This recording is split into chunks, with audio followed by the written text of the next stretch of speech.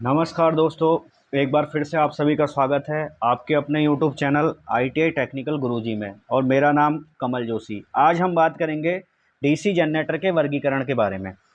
तो DC generator के वर्गीकरण दो प्रकार से किया जाता है, प्राइम मूवर के आधार पर और उत्तेजन प्रणाली के आधार पर। तो बात करेंगे प्राइम मूवर के आधार पर, on the basis of prime mover.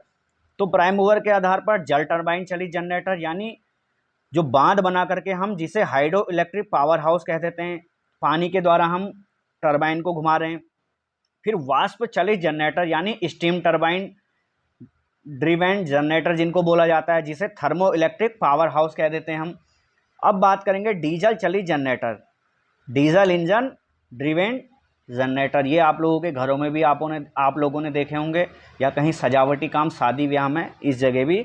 तो इसमें डीजल के इंजन जुड़ा रहता है, उसके आधार पर हम उसको मैकेनिकल एनर्जी दे करके बगल में जनरेटर जोड़ के क्या करते हैं, इलेक्ट्रिकली एनर्जी देते हैं।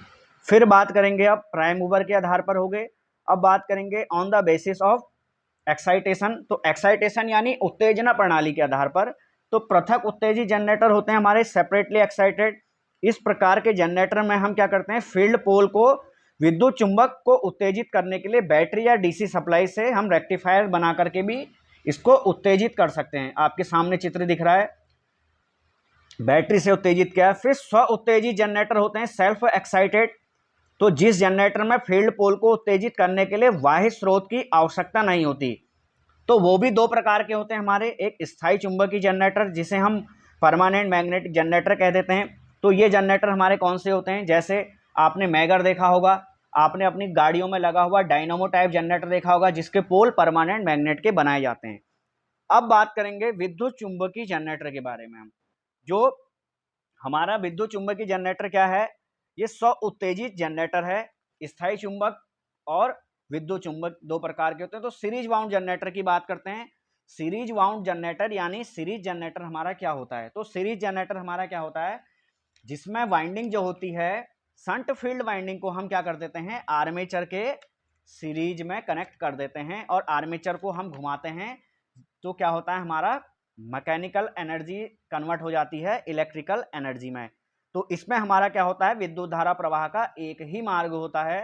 तो इसमें विद्युत धारा का मतलब जो हमारी इलेक्ट्रिक करंट फ्लो हो रही है, डीसी करंट। उसके बाद अब हम बात करेंगे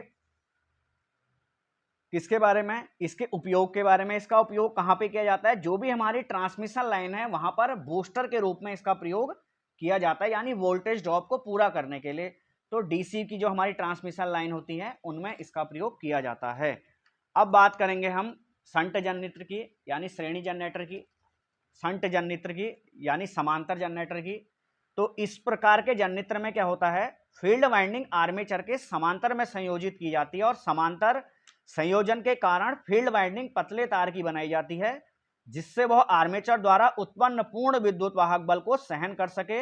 और आर्मेचर वाइंडिंग मोटे तार की बनाई जाती है, क्योंकि इसे लोड विद्युत धारा वहन जो होती है, लोड विद्युत धारा को सहन करना पड़ता है।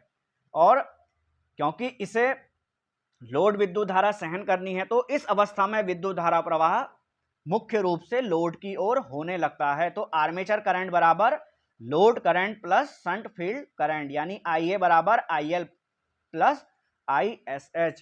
तो ये हमारा हो गया शंट जनरेटर।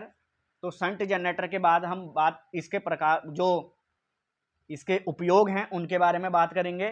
शंट जनरेटर का उपयोग सेंट्रीफ्यूगल पंप, इलेक्ट्रोप्लेटिंग, वेल्डिंग और एक्साइटर और बैटरी चार्जिंग, लिफ्टिंग लोड आदि के लिए किया जाता है। अब हम बात करेंगे किसकी, जो कंपाउंड जनरेटर होता है उसमें क्या होता है। इस प्रकार के जनरेटर में शंट कुंडली तथा श्रेणी कुंडली दोनों प्रकार के जनरेटरों का संयोग है, इसीलिए कंपाउंड है, जिसे यौगिक जनरेटर कहते हैं।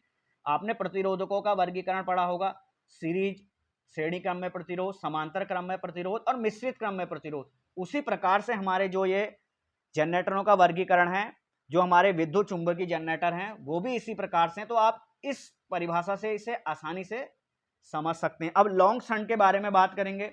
तो लॉन्ग शंट हमारा क्या है, तो जब शंट फील्ड को श्रेणी क्रम में संयोजित आर्मेचर तथा सीरीज फील्ड के समांतर क्रम में संयोजित किया जाता है, तो वह जनरेटर लॉन्ग शंट कहलाता है। इस प्रकार के जनरेटर में टर्मिनल वोल्टेज का मान लोड परिवर्तन से अधिक प्रभावित नहीं होता और जनरेटर लगभग स्थिर वोल्टेज पर कार्य करता है। अब शॉर्ट शंट की बात करेंगे तो शॉर्ट शंट क्या है?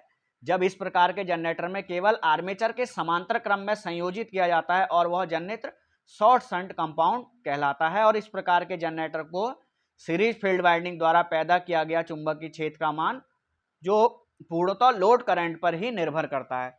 अब ये भी दो प्रकार के हमारे long shunt, short shunt, differential compound और कम्युलेटिव कंपाउंड। डिफरेंशियल कंपाउंड क्या है? इस प्रकार के जनरेटर में शंट फील्ड तथा सीरीज फील्ड द्वारा उत्पन्न फ्लक्स एक दूसरे के विपरीत कार्य करे तो डिफरेंशियल कंपाउंड कहलाता है।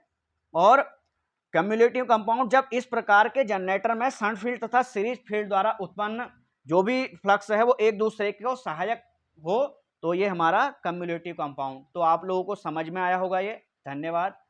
आशा करते हैं सभी को समझ में आए। आपको कुछ क्वेरी है तो आप कमेंट सेक्शन में कमेंट कर सकते हैं। मेरा नंबर फोन भी कर सकते हैं 8619820003 और व्हाट्सएप के माध्यम से भी पूछ सकते हैं।